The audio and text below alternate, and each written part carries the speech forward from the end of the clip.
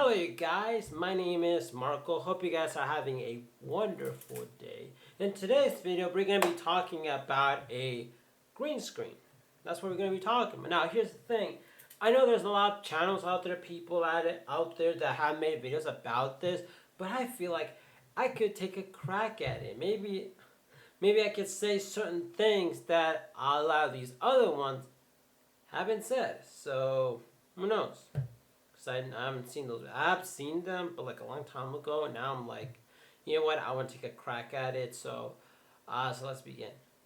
Now, everybody in their mamas, they probably have heard or seen the idea of a green screen, and you probably are wondering, what is it? What is the idea of a green screen? Basically, what you're doing is that you're taking a solid color that usually a color that you don't use a lot, and you want to put it in a background so you can, in your software, editing software, you can remove that background and add something else. It could be clouds, it could be buildings, it could be an amazing little thing. Most likely this has to do with the idea of compositing, which is like adding things that make something together, and is used a lot on films and stuff like that. So that's basically what it is, the idea of it. Now, why is it green? The reason why it's green, because green is not a very common color that people will use a lot in their clothing and stuff like that. Don't know why, but it is, and that's why we use green, right? So that's why green is very important. Now, if there was a chance that you are be wearing something green, like if you're gonna be dressing up as Legend of Zelda, and Elf, or like I don't know, like you're gonna be like Arrow or Robin Hood or something. I don't know, like Robin. You know how certain, I don't know, it's just a character that has that. Then you might want to use a blue screen, and they use blue screen if they're gonna be filming like a what's it called? If you're gonna film grass or something like that, they'll put like a blue screen, something like that. Sort of that. Now the question is, can you use any other color? Yes, you can. You can use any other color of the rainbow, except for the problem is that if you use a black background and yet you're wearing black, well, the background is going to be keyed out, but then also the outfit that you're wearing that's black is also going to get keyed out. Why? Because it's the same color. The reason why we use green, because like I said, it's not a common color, and it's a color that works really well. And if we are wearing something that's green, then we will use blue. So that's why we use green screen instead of any other color like red or something like that, because your skin might be red and that might get key out. So that's why green and blue is one of those things we do use. Now, when it comes to using a green screen, I feel like one of the most important things to think about before picking out which green screen you should get is the software. Like, what is the software you're gonna use so it can help you key out the background, right? That is very much important, because what's good enough to have like a green screen painted wall when the software they're using doesn't really work that well. So it's important to have it, because the software is the one that might cost a little bit more money than the actual green screen, because the actual green screen you can get it anything. So there's that. So to me, one of the softwares I do use is Premiere Pro. It does have keying 1, 2, and 3. No, it has Ultra keying. After Effects has keying 1, 2, 3, or something like that. I don't know. But then there are other softwares out there that will help you. I'll put names down below, and I'll put like links down below to software. I feel like this is one of the most important things, the software, right? If the software can key out the green screen really well, then you're golden. So there's that, okay? Now, when it comes to using a green screen, what type of green screen and what type of material do I think will be really well? Now, here's the thing. When it comes to green screen, one of the things you want to avoid is having like these wrinkles, because the wrinkles, basically what they do is that they portrayed a different shade of green, and you don't want that. You want to be a good shade of green. The good shade of green is the one that is in the middle. It's not too dark, it's not too bright, it's just simply the middle ground of a green, right? So that's that's the type of color shade of green you want. Now, you don't want it to be, your green screen, you don't want it to be very wrinkly, because it's gonna get a different shade, and when you try to like basically eliminate that green in your software, it's gonna act like it's a different green. So that's one thing I don't recommend. So when it comes to green screen, which one should you buy? Essentially what it is, you can go really expensive, you can go really cheap. Essentially it's just green. It's just the color green. You can paint your wall green, which a lot of people don't really do that because like having a green wall is not the best. So there's that. Or you could just buy fabric that is green, stretch it all out, put it in the back, on a wall, whatever. It doesn't matter. It's just green. It just needs to be green. Your background just needs to be green. That's all it is. I do have these ones, which is someone I kind of like sort of recommend. These right here are basically collapsible green thing, and you open these things up and they get out. For some people, they might find it difficult to put it back into here. I don't. You just put it into a burrito, and after that, you just swirl it around. They give instructions. You buy something like this. This is really great because this is portable. You can take it. Some of these, they are like green on one side and blue on the other side, which is great. I'm thinking about buying a new one because this one's very small, and so there's that. But yeah, those are the things. And like I said, it just needs to be like very like what's it called? Make sure that's not wrinkly and stuff like that. There's so many DIY hats. Right now, I have this blind roller and I painted that green. So anytime I want to use that as a green screen, I can just pull it down. It'll be a green screen. Okay, so essentially, you just need something that is green. That's all.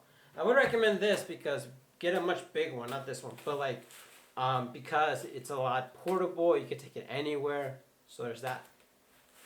So when it comes to the type of camera you should get, I would recommend getting something that's a really good high quality if you're going to be shooting a character that's a medium shot or a close-up shot. If you're going to be filming something, you're going to get a character, and that character you're going to put them farther away in the distance. That one doesn't matter what you use because you're barely going to see the detail. But you need a high quality camera because those are really high details, high quality, and that's gonna make your green screen be really good. Yes, if you don't have money for that, you can use any other camera except for the keying and the green screen. The whole entire thing's not gonna be the best, but if you can, use a high quality camera because that one's gonna get the straight hair, especially if you're gonna be filming females that have like a lot of hair. So there's that, and I feel like that's gonna be very important.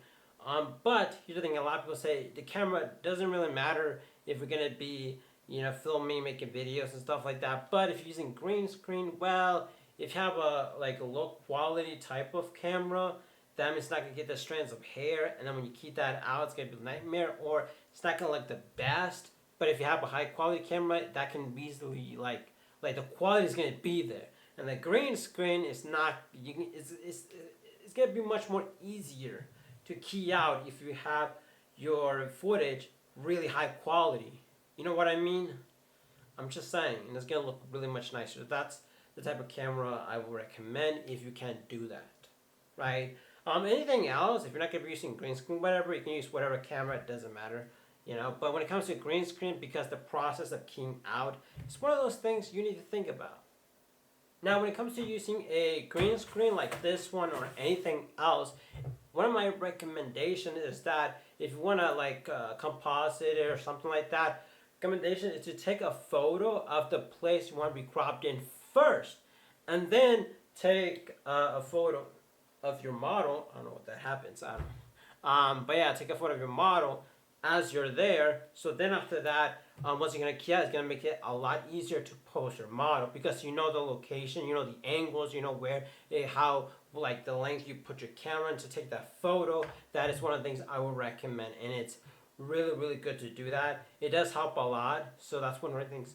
Take a photo of the place you're gonna key the person out, and then put your model in the green screen. Do that because it makes things a lot easier. Okay, so that's one thing I would recommend. The other thing I would recommend is when it comes to the placement or whatever, if you take the photo that you have that you can put your model in or yourself in, if the photo fits outside, like for instance, if you take a photo of the beach, right, and you want to composite yourself in the beach, now when it comes to that, I would recommend you go outside and take your green screen outside and do it outside. That's what I recommend because that's going to make things a lot easier. Because if the photo was taken outside, then I recommend you be outside, okay? But when it comes to you taking photos outside, you do get a small little bit of a problem, and that problem is shadows. Now, when it comes to shadows, I would recommend you guys to get a like farther distance, because once you do that, the shadows are gonna be kind of like not there, So there's that.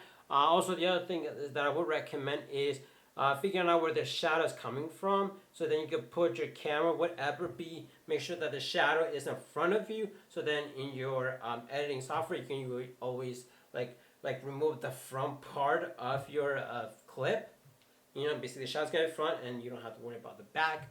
So there's that. Those are things that I would recommend when it comes to shadows. Just make sure you keep a distance from the green screen. Now, when it comes to using a green screen indoor, that's a little bit tricky, and it's not tricky, but it's a little bit different, and you might need a few things. First of all, what's gonna happen is that you're gonna need lighting. Lighting is very important. So you set up your green screen, which is this, right? What you need to do is you need to light up that green screen so it's well lit up. Then after that, you want to keep yourself at a distance because you will have those two cross shadows because of the light in the background. So you want to light up the entire background the way it is, not extremely bright, just enough that it's kind of green. Then you want to light up your subject, which is you, or whichever you want to use which subject you're going to use for your green screen. You want to light that up. Then you want to have other forms of light depending on the background you're going to be using. If it's a cyberpunk background, you want to have some cyberpunk light. If it's like, a day at the beach or something like that, like I said, I would recommend doing the first thing, but for that, you probably want to go light. Or if you're going to make a fall or something like that, get those type of appropriate lights so you can easily blend those things together. So lighting does take a huge part. Now, when it comes to this, one of the things that's going to happen is that you might get spill light. And spill light, basically what it is that when you put the light in a green screen, that green screen is going to reflect, kind of like a reflector or something like that. It's going to reflect to whatever subject you're using or whatever person you use. The way that I feel like you could help that is, yes, have the distance between the green screen, but then also you can always go to your editing software and just pick the color green and turn that gray. Just the color green, turn it gray, or change the color to a different color. And I feel like that could really work because essentially what you're doing is that you just change the color green to a different color. Make sense? I think then that one kind of works, right? If you get the green color, what's it called? Spill. I will be making a part 2 to this where I actually show you guys how to all these things, how I actually show it to you guys, because if I feel like if I were to make a video like showing you guys both sides, it's gonna be a real long video and you're probably gonna feel bored. So it's better for me to explain it first and then make another video part 2 showing you guys how to do it. Right? So there's that. So that's about it. Hope you guys enjoyed the video. Hope you guys liked it. See you guys later, and make sure you have a wonderful day. And guess what? Summer's around the corner. But since summer is just around the corner, we're not there yet. We're not at the corner yet. Right now, we're still kind of in spring, kind of mid-spring or something like that. Or getting close to summer, right? So it's either, I'm going to say this, let's go camping. Let's go camping. Or let's go to the beach. Just get excited, right? Love it. Okay? So I hope you guys have a wonderful day. Go camping, go take wildlife photos, make sure everything is great and good.